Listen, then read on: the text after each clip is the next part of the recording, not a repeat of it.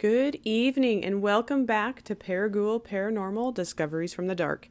If you're new here, this radio show and podcast dives deep into the shadows of Saskatchewan's past to learn what lies within.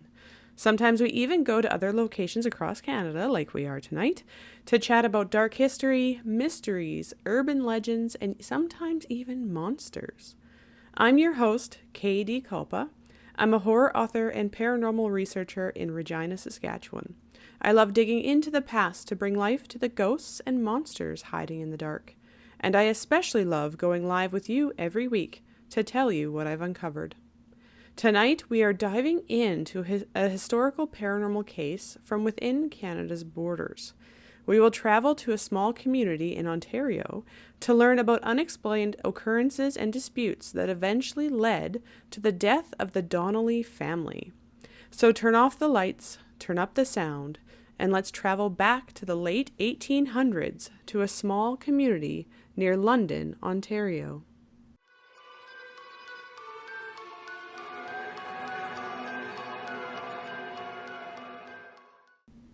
So the research into tonight's episode was a lot more than I realized it would be. I had no idea that something like this went down within Canada's borders, even back in the 1800s. But I suppose it's sort of the theme of the podcast at times, isn't it? We like to uncover mysteries and secrets that aren't necessarily common knowledge. And realistically, I suppose I shouldn't be too surprised. There was a lot of violence and unnecessary death in human history. I think the surprise is more that I just have never heard of this story before now. So tonight we are talking about the Donnelly Massacre that occurred in the 1880s in early February. I feel like I do need to warn you that this is a very violent massacre that has been said to have caused the hauntings of the location. I won't go too deep into gory details of the actual massacre because that's just not what I do, but I will be giving you some of the high-level details of what happened to this family, as well as the events leading up to it, and a few of the hauntings that are said to be happening today. Even with the horrifying tragedy that occurred on that night in 1880, I think this location is still going to be on my bucket list. Partially because I have ancestors that came from Ireland, so I feel like I should pay my respects to the family, but also because it does sound like this would be a very haunted location.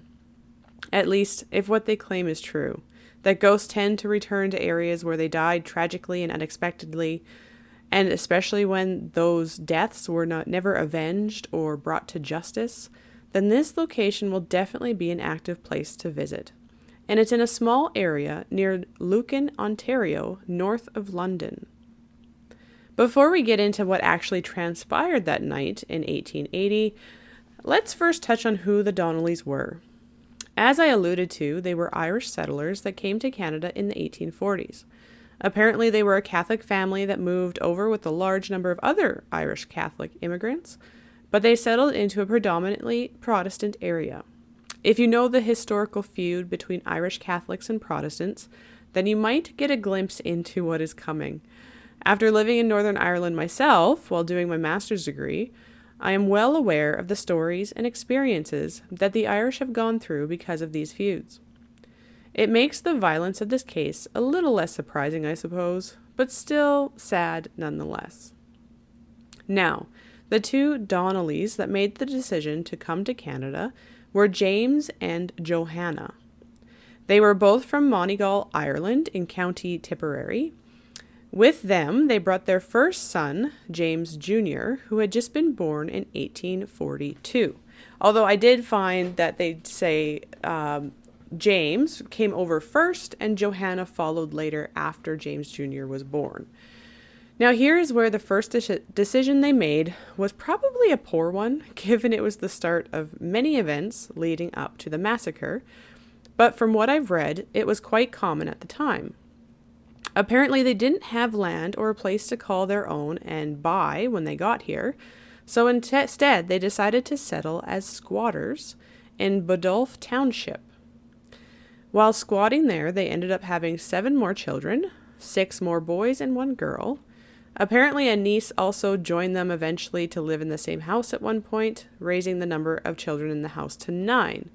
Although I did find a report stating that Bridget Donnelly, their niece, didn't move in with them until 1878, when she was 20 years old. So she didn't actually grow up in the house or in the community, but only later came to live with them as a young adult. Given the high number of Irish Catholic families settling within the same area of this township, the concession road that was, around there became known as the Roman Line, or Roman Lane.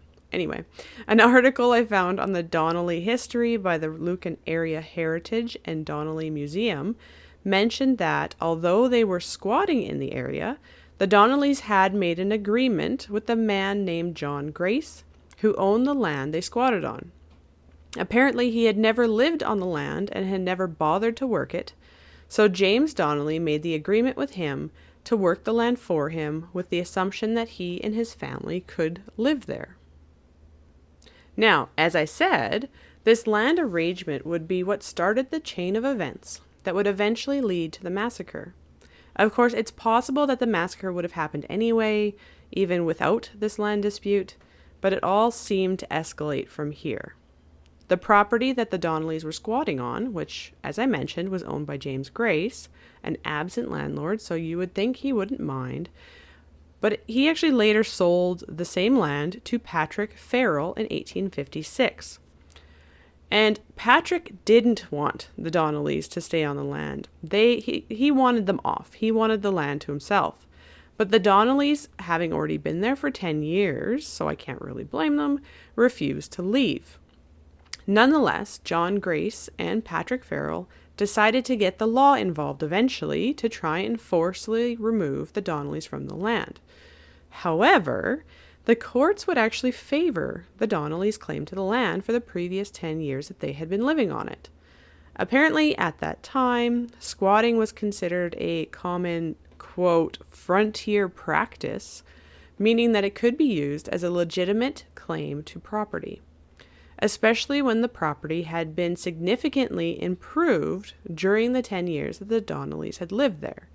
Remember, before James Donnelly and his family came along, Grace ignored the property, so it probably would have been uncared for or considered wild to the community. I don't know the area very well, so I'm not sure what the vegetation would be like.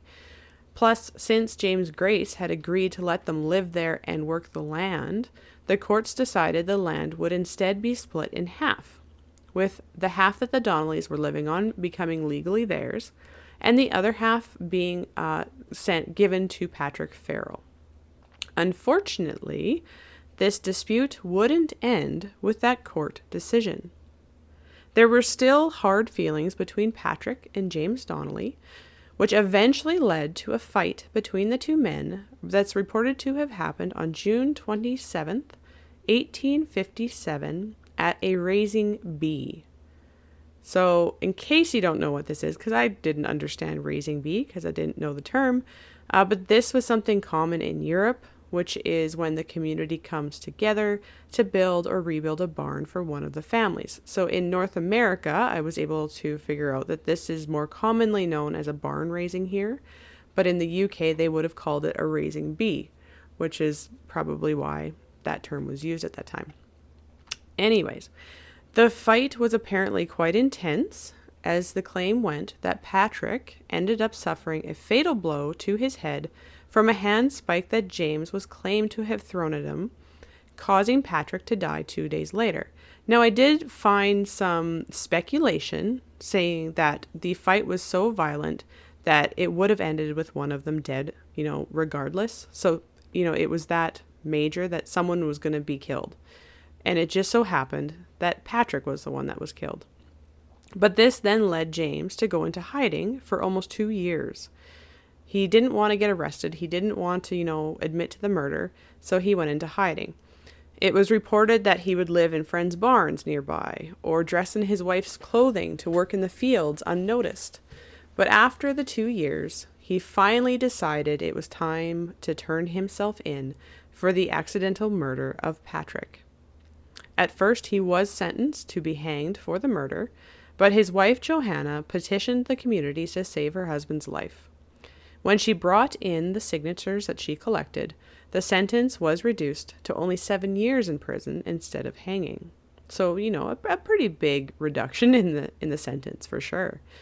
Unfortunately, though, With James Sr. now in prison for 7 years, the Donnelly family had to find other ways to bring an income into their home. So Johanna decided to donate some of their land for a school to be built in 1861, which allowed both the boys to be educated and to give her a job. They didn't say anything about the girls in the house this time, so I'm not sure what they did, but maybe they didn't attend in school, maybe they helped with the work, I don't know. However, it did, like I said, allow Johanna to bring in some money because she was paid for cleaning the school and catering events because it was so near the Donnelly property.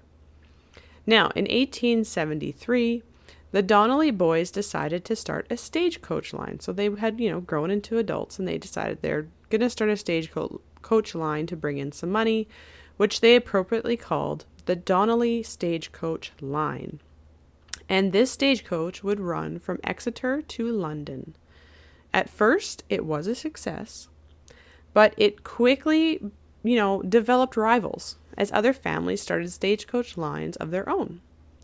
And this is where another feud started up, and this time it's between the Donnellys and a man named Patrick Flanagan, who was another Irish settler, and he owned the Flanagan and Crawley stage, so another stagecoach line.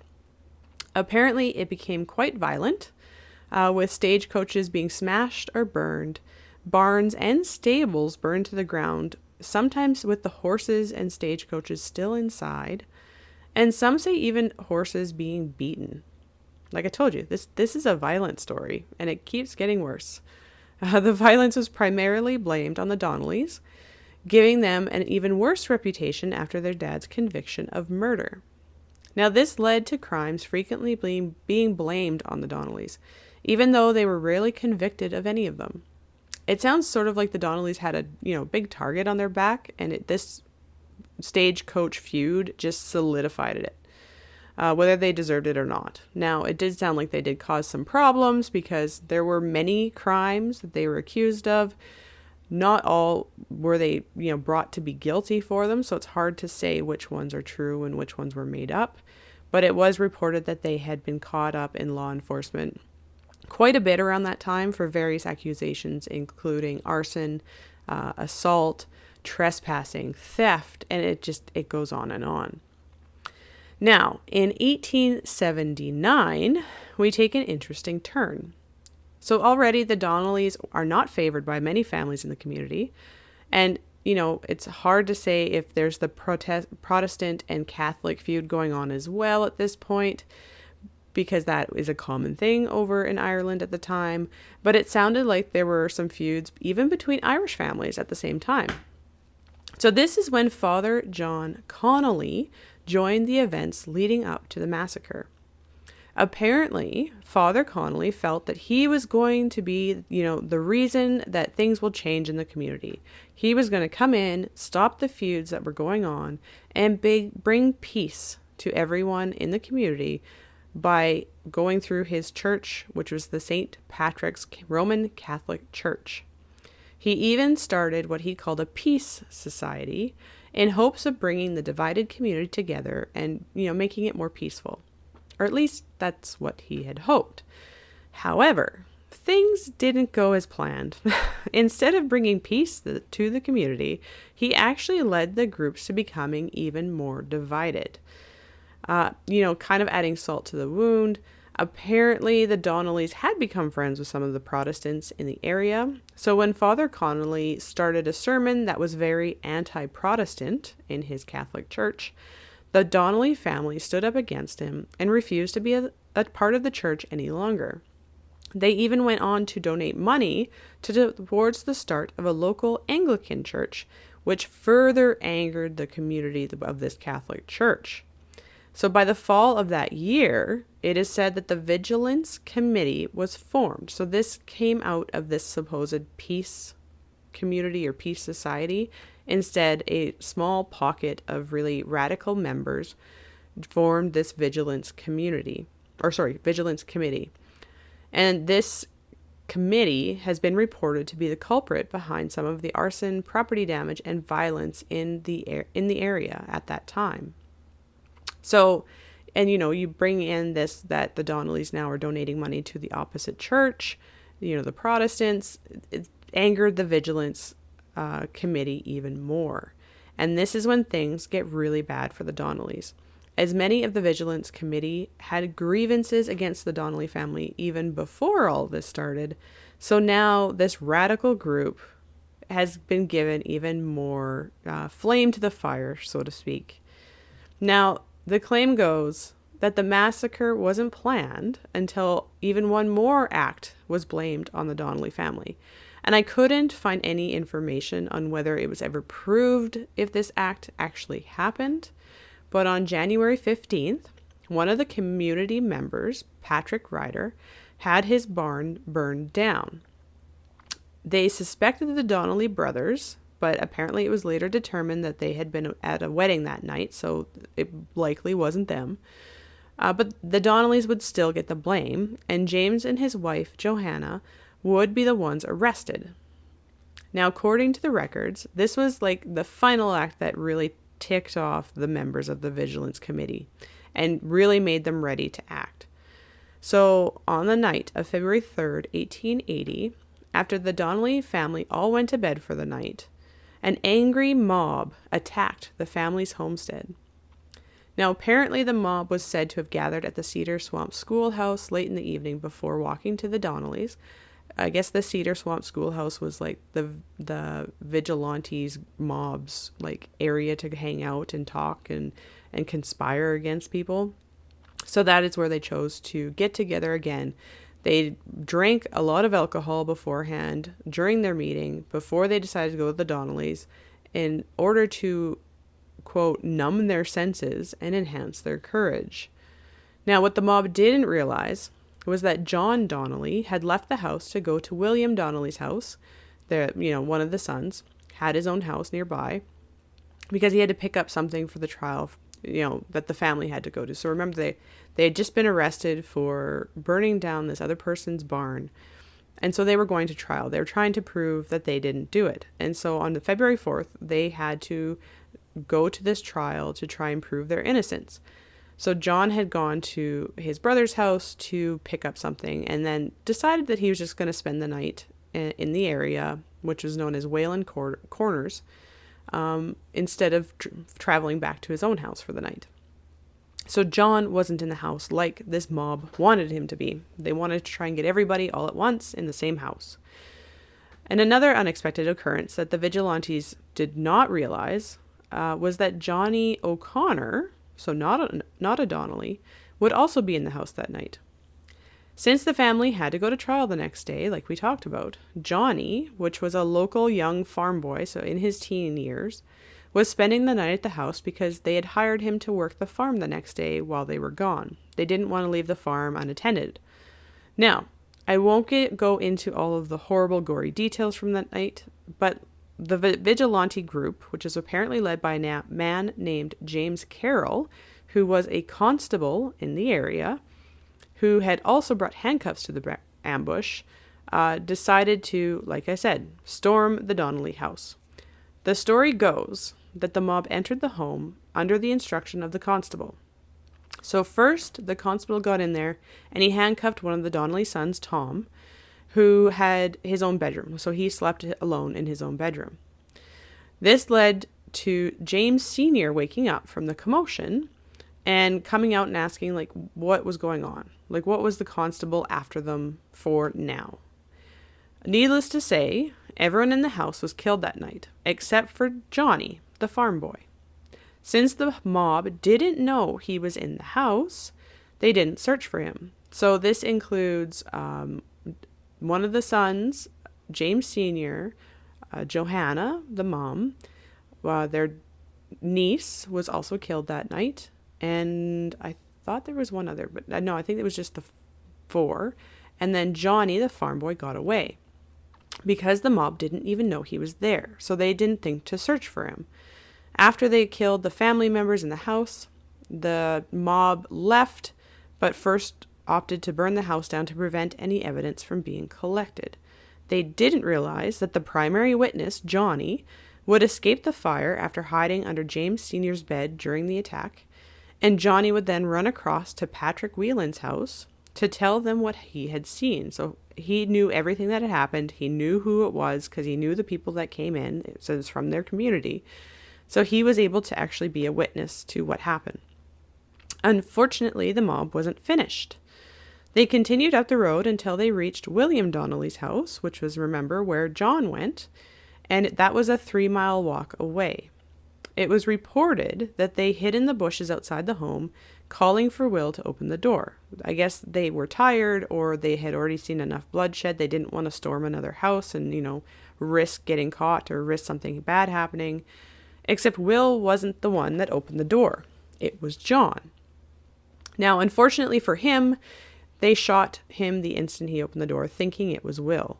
And then the mob eventually fled the area, thinking they had killed Will, who they felt was the leader of the Donnelly family, after they grew tired of waiting for any of the others in the house to show themselves. I guess they sat around there for a while, or so the story goes, in case someone else came out to come after them. But then when no one came out after them, they just left. So that was the end of, the massacre.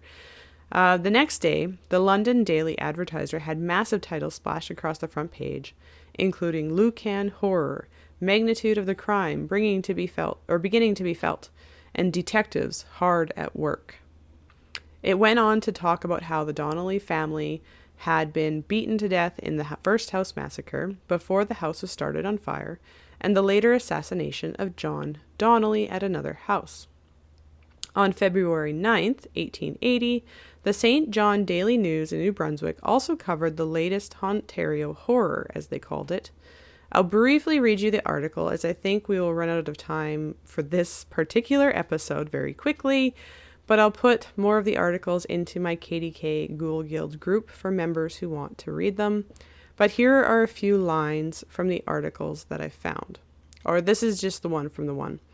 And now Ontario is convulsed with horror over the Lucan Massacre, the most dreadful tragedy that was ever enacted, perhaps in Canada. One of the gangs, 25 in number, made its way to the house occupied by an elderly Irish man named James Donnelly and by a portion of his family. The other and smaller gang betook itself to the house of William Donnelly, a son of James. Now, from what I can tell by historical accounts and, stories that are across the internet and in the museum, these two gangs were actually just the one and the same people. It wasn't actually two gangs, although perhaps it got smaller as the group lost motivation and grew tired and, the alcohol was wearing off and, the violence from that first house started to hit people, but I couldn't find any record of that, whether or not that's true. But unfortunately, even with witnesses and all this news coverage, no one was ever convicted for the murders. 2 trials did occur, but then nothing ever came of it. Eventually, even the tombstone for the family was removed in the 1960s, as the locals didn't like all the reminder of what had happened, or the, increased notice of tourists wanting to check it out. Now, of course, eventually they did put, a tombstone back, but the family kept the original one hidden because it had talked about how they were murdered. So as you can tell, if hauntings come from tragic events that were never properly avenged or convicted or, brought to justice, this case would be a massive one. That is probably why there's now a museum that covers the history of the Donnelly family and the massacre, as well as public paranormal investigations in the area. There's an escape room, and I think I even saw something about a ghost tour walk. So there's a lot of paranormal events and tourism in the area because of this one massacre from the 1880s. And apparently even beyond the paranormal investigations in the area, it is said that horses don't like going near the old homestead land and don't even like going down the Roman Line Road on February 3rd or February 4th each year. At one point, one's website claims that an exorcism was conducted on the house that has been, put on the same land, and last rites were given to try and put their spirits to rest. But ghost stories still come up that have, and it might have nothing to do with actual evidence. It might just be stories, including a ghostly woman riding a horse down the Roman line. objects going missing only to turn up in strange spots later, ghostly footsteps being heard in the house, and even in the barn that's on the same land. Supposedly there's an unknown man that might be watching you from the barn window, or banging on the walls, or spooking the horses. So it does sound like someone does currently live on the location, so they don't really like it if you just randomly show up and try and tour their place, from what I can tell. But they have told some stories of some of the odd occurrences that they've had in the house and in the barn that has to do with potentially the Donnelly ghosts. Including, actually, they said something about if they leave the house for a long period of time, sometimes they come back to, boards being ripped off their barn and they have to replace them. So just some weird occurrences. Many have also said, again, that whole Roman line on February 3rd or 4th is just a really heavy, eerie road to be on when you're around that anniversary of the massacre. So, interesting kind of thing to talk about. So now do you see why I have put this place on my bucket list of places I want to go one day? Because it just sounds like a haunted hotspot for sure. But what do you think happened near London, Ontario back in the 1880s that allowed the murders of the Donnelly family not to see justice? Do you think that is what caused the unusual events that have transpired into the area since? Or do you think the Donnellys got what they deserved after the violence and feuds that they were a part of during their brief time in Canada? Honestly, I couldn't believe the violence that happened that night. It was quite bad, which is why I didn't go into all of it. So I wouldn't entirely blame the Donnellys if they chose to haunt the area. I even read something about they killed the Donnellys' dog, which I'm like, come on, they're taking it too far here. Way too much death to happen in one night, no matter how they felt about the family. But I'd love to hear what you think, so please let me know. Thank you for joining us tonight. Did you know I also have a weekly newsletter that includes a link to the latest episode of ParaGhoul Paranormal? Subscribers also get updates on upcoming events, behind-the-scenes information, and subscriber-only updates on upcoming book releases, signings, and more. So if you're interested, make sure you head over to my website, Kulpa.com, to sign up. Next week, we have another guest on the show. Shannon Sin from Black Cat Books in Victoria, British Columbia, will discuss horror writing and publishing and share some of his own experiences with the paranormal and unknown. He grew up near Prince Albert, Saskatchewan, so he has some local stories to share with us. Stay tuned for upcoming episodes where we'll uncover more secrets, unravel more mysteries, and delve deeper into the shadows. Until then, remember to keep your flashlight handy and digital recorders ready. This is Katie Kulpa signing off. Until next time, my ghouls.